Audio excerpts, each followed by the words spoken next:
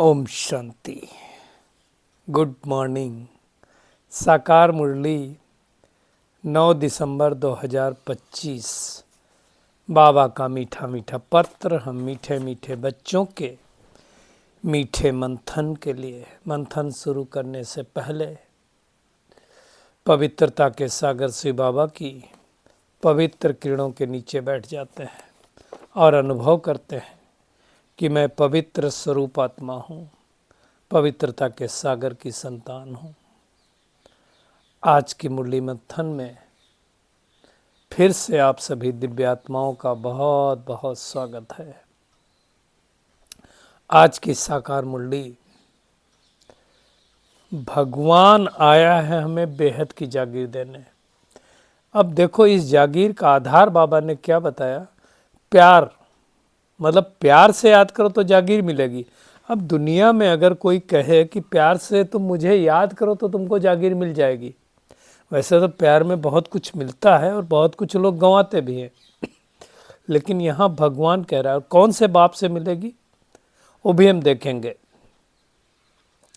दूसरी बहुत इम्पॉर्टेंट बात बाबा ने बतलाई है आज कि विनाश का समय जब नज़दीक आता जाएगा तो कैसे पता चलेगा कि विनाश का समय नज़दीक आ गया है। तो ऐसी 6 बातें बाबा ने आज बताई हैं। अब इसकी हम एक एक बात की गहराई में जाएंगे कि ये जो 6 बातें हैं इसमें से कितनी हुई हैं, कितनी आगे होनी है, तो इसको भी हम देखेंगे, है ना।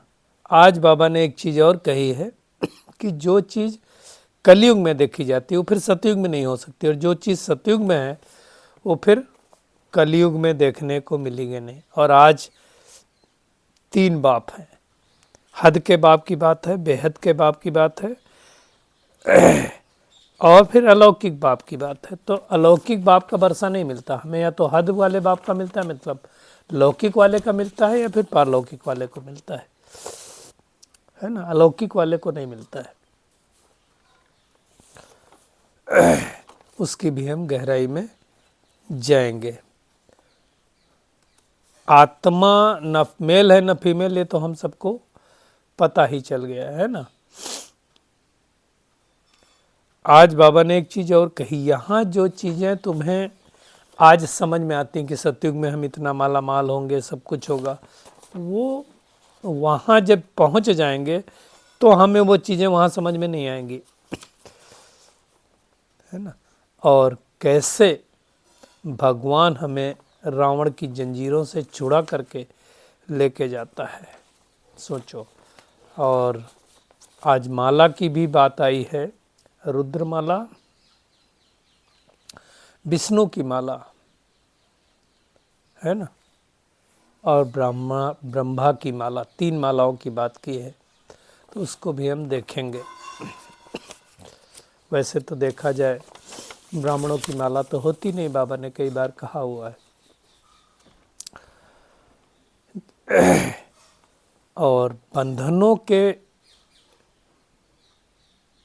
पिंजड़े को हम तोड़ेंगे तभी जीवन मुक्त स्थिति का अनुभव कर सकेंगे। और शरीर का संबंध का बंधन ही सबसे बड़ा पिंजड़ा है, तो उस पिंजड़े को कैसे तोड़ पाएंगे वो हम देख देंगे। और संकल्प की यदि हम बचत करेंगे तो समय बोल सब अपने आप ही बच जाएगा, है ना। तो हम शुरुआत करेंगे कि बेहद के बाप से कैसे जागीर मिल सकती है। अब हद के बाप से हद की जागीर मिलती है। हद का बाप मतलब अपना लौकिक पिता, जिसने आपको जन्म दिया, तो उससे हद की चीज़ें मिलती हैं। बेहद का बाप बेहद का जागीर देता। अब दुनिया में देखो, अगर कोई किसी से कहे कि आप प्रॉपर्टी का मालिक बनेंगे, खाली मुझे याद करो, और याद करने से तुमको अकीचार धन मिलेगा, तो आत्माएं नहीं याद करेंगी। खाली याद करने से यहाँ तो प्रॉपर्टी मिल रही ना। किसकी प्रॉपर्टी मिल रही? भगवान आकर के प्रॉपर्टी दे रहा है, और प्रॉपर्टी की कीमत कितनी है ना। उस प्रॉपर्टी की कीमत सिर्फ याद है। और कुछ नहीं। लौकिक बाप से हद का, परलौकिक से बेहद का वर्षा मिलता है।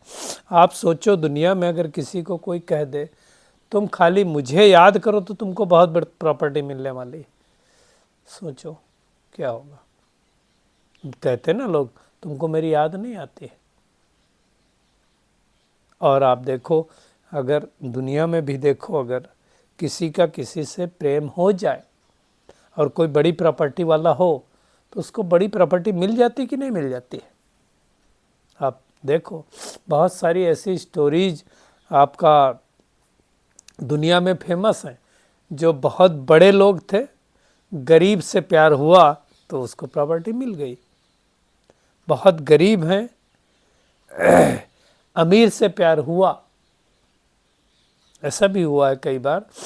तो कई बार झगड़े भी बहुत होते, मतलब प्यार से जागीर मिलती। यहाँ तो शिव बाबा कह रहा है कि तुम्हें बेहद की प्रॉपर्टी मिलती है।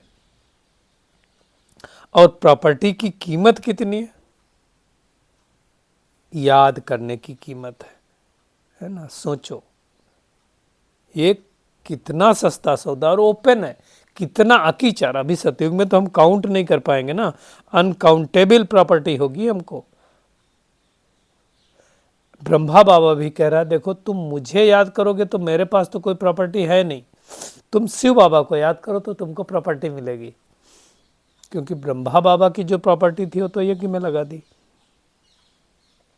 और दुनिया में भी हमको सबको पता है, हम याद भी उनको ही करते हैं जिनसे प्रॉपर्टी मिलने वाली होती, जिससे कुछ ना मिले तो मिलती नहीं। और आजकल झगड़ा सारा प्रॉपर्टी का चलता है। इसलिए हमारे इधर उत्तर भारत में एक कहावत है, जर, जोरू और गुलाम, ये तीन का झगड़ा है। जर मतलब जमीन, प्रॉपर्टी, रुपया पैसा।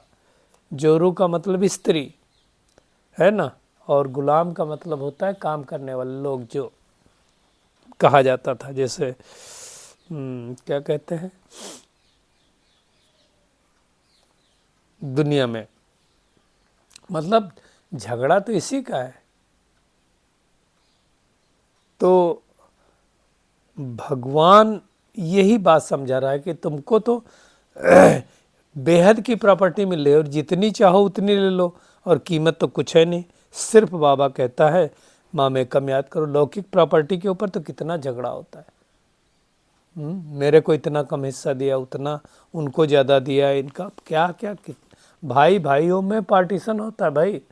और पार्टीशन के समय लोग झगड़ा भी करते हैं।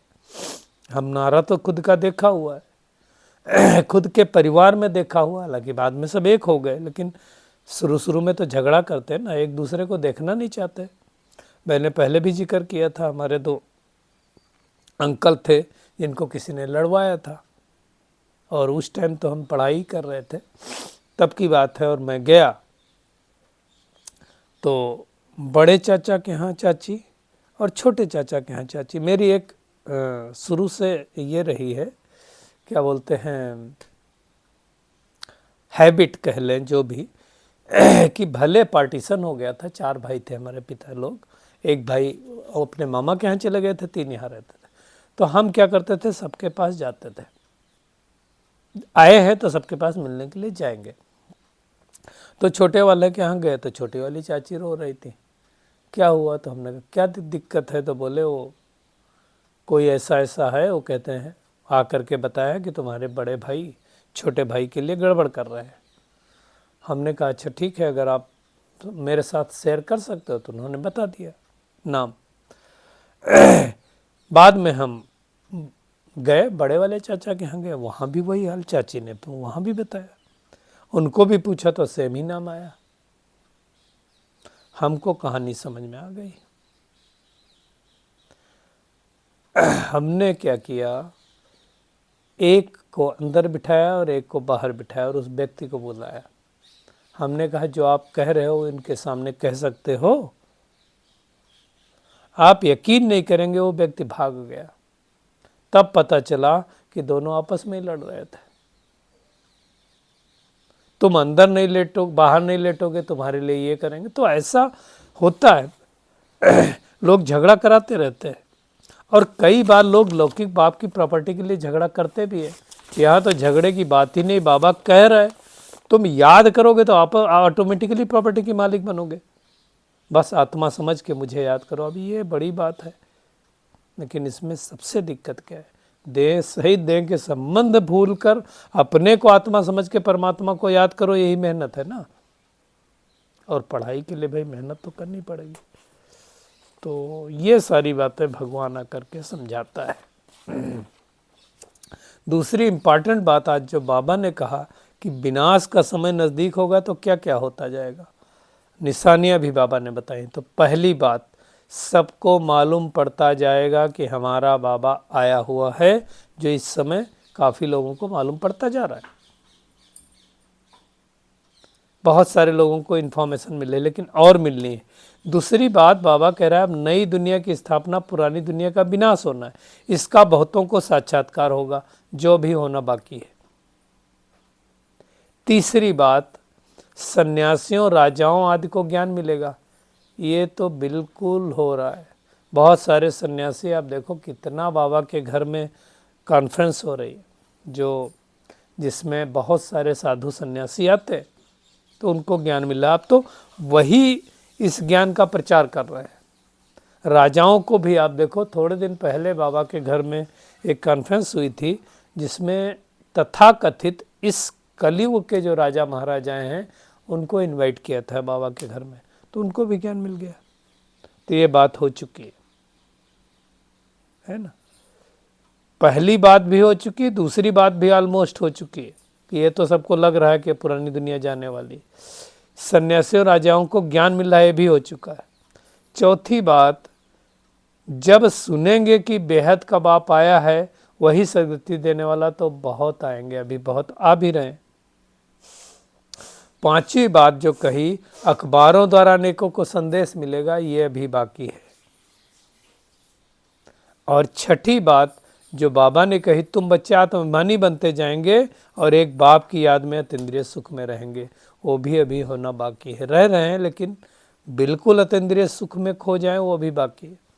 तो ये जो 6 बातें बाबा ने कही, उसमें से कुछ हो गई हैं, कुछ बाकी है ना। एक तो साक्षात्कार वाली बात, बहुतों को अभी साक्षात्कार नहीं हो रहा है, वो बाकी है। दूसरा, अखबार में इतना ज़्यादा पड़ जाए, सब कहे मेरा बाबा आ गया, मेरा बाबा आ गया, वो बाकी है। और विनाश तो होना ही है पुरानी दुनिया का। तो वो दोनों काम अभी बाकी हैं जो होंगे। आज बाबा ने इसमें बहुत डिटेल से कहा है ना। तो आप ये समझ लें, ये सब देख करके लग रहा है जैसे सृष्टि के परिवर्तन का समय समीप आ गया है। वैसे भी आप देखो तो 100 साल का पुरुषोत्तम संगम युग था, है ना, 36-37 के हिसाब से। तो उस हिसाब से आप देखो तो ऑलमोस्ट 90 ईयर्स तो होने ही वाले, है ना। तो बहुतों को पैगाम मिलेगा। अभी भी पेपर में पढ़ता है ऐसा नहीं पढ़ता, लेकिन कायदे मुजीब नहीं पढ़ता है। कायदे मुजीब का मतलब क्या होता है, ढंग से जो कायदे के अनुसार फ्रंट पेज पर निकले कि जिसको सारी दुनिया ढूंढ रही है, वो सृष्टि की स्थापना करने वाला परमात्मा आ चुका है। आज बाबा मिशन की बात कर रहा है, तुम्हारी ये नई मिशन है। मिशन मतलब आप देखो मिशनरी वाले, खास करके जो आपके क्रिश्चियन मिशनरी है, वो कितनों को कन्वर्ट करते हैं। हमारा कोई ऐसा मिशनरी नहीं है ना। क्रिश्चियन के मिशन के लोग क्या करते हैं, क्रिश्चियन बनाते हैं ना। यहाँ तो परमात्मा से कनेक्शन जोड़वाया जाता है कि तुम भगवान को याद करो, ईश्वरीय भांति बनो, है ना। सबको पैगाम दो कि भगवान कैसे आकर के नई दुनिया की स्थापना कर रहा है। जितनी प्रॉपर्टी लेना चाहो ले सकते हो, है ना। सबसे पहले देखा जाए तो 3 मालाओं की आज बाबा ने बात की है, ब्रह्मा की, विष्णु की और रुद्र की। अब देखो, रुद्र की माला तो पूरी सृष्टि है, जितनी आत्माएं सब परमात्मा के बच्चे हैं, तो उसकी माला तो सब है ही। लेकिन अब ब्रह्मा की माला, ब्रह्मा को भुजाएं दिखाते हैं, वैसे तो ब्राह्मणों की माला नहीं बनती, परंतु फाइनली तो ब्रह्मा कुमारी बनेंगे ना। परिवर्तन से पहले तो डिसाइड होगी ना, तो वो माला और जो ब्रह्मा की फाइनल माला होगी अर्थात ब्राह्मण की माला फाइनल होगी, वही विष्णु की माला होगी। मतलब जो इस समय ब्राह्मण बनेंगे वही फरिश्ता बनेंगे और वही देवता बनने वाले हैं, बाकी तो बनेंगे नहीं। हाँ, ये अलग बात है कि कुछ क्षत्रिय कुल में भी जाएंगे, कुछ सूर्यवंशी में भी जाएंगे, और फिर उनसे अनेक टाल टालियाँ निकलेंगी, है ना। तो ये बातें सब अच्छी रीति से समझनी है। आज बाबा कह रहा है कोई 2-4 अखबार पढ़ते हैं, कोई बिल्कुल नहीं पढ़ते हैं। हमारे जैसे लोग तो अखबार पढ़ते ही नहीं। कई लोगों को होता है 2-4 अखबार जब तक ना पढ़ें तब तक उनको भाता नहीं है। कई लोग हैं फिर जिनको समझ में आ जाता है कि इस पुरुषार्थ से हमें ये मिलेगा, तो पुरुषार्थ में लग भी जाते हैं इस रूहानी यात्रा में, है ना। तो ये सब समझने की बात है। बाकी आत्मा कोई छोटी बड़ी नहीं होती। ऐसा नहीं होता है कि हमारी आत्मा छोटी है और बाबा की आत्मा बड़ी है, या हमारे अंदर 84 जन्मों का पार्ट होगा तो बड़ी आत्मा होगी, कम जन्मों का पार्ट है तो कम आत्मा। नहीं, आत्मा का साइज वही है ना। केवल उसके अंदर अलग अलग डाटा सेव होता है ना। जैसे उस दिन बताया था ना कि क्लाउड में डाटा सेव होता है, वैसे आत्मा के 84 जन्मों का डाटा सेव है। जैसे इस इन्वायरमेंट में आप देखो कितना सारा डाटा सेव है। अब हम अपने नेटवर्क में जब लगाते हैं तो डाटा ट्रांसमिट होता है ना, कहाँ से आता है? ये ट्रांसमिट तो हवा से ही आता है ना। नेटवर्क ना हो तो नहीं आएगा ना। तो नेटवर्क आ रहा है मतलब वाईफाई क्या है? दिखता तो नहीं है डाटा ना। तो ऐसे है, आत्मा का डाटा दिखता नहीं है लेकिन आत्मा के अंदर ऑलरेडी है। बाबा ने कहा तुम देखो लक्ष्मी नारायण को कितने सुख है, हीरे जवाहरात धन सब कुछ रहता है। एक्चुअली देखा जाए तो धन है तो सुख है, हेल्थ वेल्थ हैप्पीनेस तीनों चीज़ें चाहिए। बाबा ने कहा यहाँ तुम कंपेयर कर सकते हो कि सत्यनारायण को कितना होगा, वहाँ नहीं कंपेयर कर पाएंगे क्योंकि वहाँ भूल जाएंगे और वहाँ तो सबको सुख रहता है ना। तो ये सारी बातें अच्छी तरह से समझ करके और फिर पुरुषार्थ करना है ना। आज ये भी बाबा ने कहा आत्मा न मेल है न फीमेल। वास्तव में देखा जाए तो मेल फीमेल तो हम शरीर के कॉस्ट्यूम में आके लेते हैं, आत्मा तो कुछ नहीं है, न मेल है न फीमेल है। हाँ, शरीर कभी मेल का लेंगे कभी फीमेल का लेंगे, है ना। तो ये सब समझना। एक्चुअली बाबा देखो क्या कह रहा है आज, जो लोग बहुतों को आप समान बना करके ले आते हैं वो बड़ा राजा बनेंगे। अब आप समान बनाने का मतलब ये नहीं है कि बहुतों को लाने का मतलब नहीं आप किसी को लेके चले जाए। बाबा मिलन में पहले पार्टी लेके जाते थे, किसी को लेके नहीं जाना, जो नियम कानून वाले होंगे उनको लेके जाएंगे ना, तो उनको कहेंगे आप समान बनाने का मकसद। कई लोग फिर हमने देखा है, बहुत सारे भाई बहनें वो गिनती करने के लिए कि हम इतनी बड़ी पार्टी लाए, हम इतनी बड़ी पार्टी लाए, वो सब नहीं करना है हमें, नियम कानून से चलना है। वो बाबा कह रहा है कि तुम सबको रावण की जंजीरों से छुड़ा करके ले आते हो। ये बहुत इंपॉर्टेंट बात है। जंजीर से नहीं छूटा और ले गए, ले तो जा सकते हो, है ना। ये तो डिपेंड करता है ब्राह्मणी के ऊपर, किसको ले जाती किसको नहीं ले जाती। ऐसा बहुत सारे लोग अलग अलग करते हैं। कई लोग देखो, बाबा ने तो कितनी बार कहा हुआ है कि लाने वाले के ऊपर भी सजा हो जाती है फिर। तो ये सब सोच सोच करके हमें पुरुषार्थ करना है ना। अब सोचो, जिससे इतनी प्रॉपर्टी बेहद की मिल रही उसको एक रस प्यार करना चाहिए। अब अभी कोई याद करते कोई नहीं याद करते, है ना। एक्चुअली देखा जाए तो यह है स्पिरिचुअल पढ़ाई, इसमें पढ़ना होता है और जो जितना पढ़ेंगे उतना आगे बढ़ेंगे। इसलिए कहा जाता है पढ़ेंगे लिखेंगे तो बनेंगे नवाब, है ना। रुलेंगे पिलेंगे ऐसा करके, है ना, तो होंगे खराब। तो हमें अच्छी तरह से इस पढ़ाई को पढ़ना है। आज बाबा ये भी कह रहा है बहादुर जो सर्विस करते वो भूख नहीं मरेंगे। हाहाकार तो होगा दुनिया में, है ना। दूध की नदियाँ बहने से पहले दूसरी नदियाँ बहेंगी।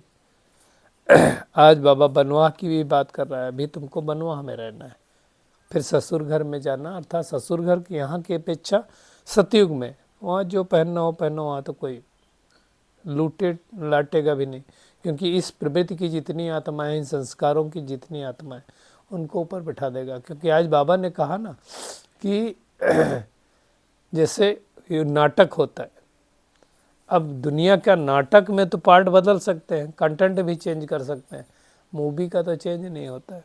तो जो इस तरह की प्रवृत्ति वाले होंगे वो परम धाम में बैठ जाएंगे।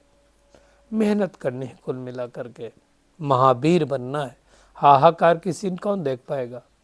हाहाकार तो होना है, इसके लिए बहुत ताकत चाहिए हमको, बहुत पावर चाहिए, और वो पावर बाबा की याद से आएगी।